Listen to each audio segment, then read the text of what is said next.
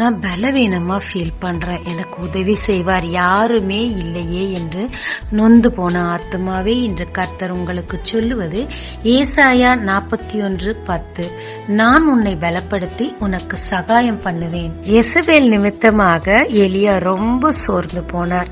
அவர் ரொம்ப பலவீனமா இருக்கிறதா கர்த்தர்ட்ட அவர் சொல்லல, கர்த்தரே அறிந்து அவரை பலப்படுத்த உணவு கொடுத்து அவரை வெகு தூரம் நடக்க வைத்து தன் சித்தத்தை நிறைவேற்ற சகாயம் பண்ணினார். நம்ம பலவீனமா இருந்தா யார் உதவியும் நமக்கு பயன் இல்லாம போயிடும். ஆபத்து காலத்தில் சோர்ந்து போவாயானால் உன் பலன் குறுகிட்டுன்னு வேதம் சொல்லுது. உண்மையில் பலன் கொள்ளுகிற மனுஷன் பாக்கியவான்னு வேதம் சொல்லுதுங்க.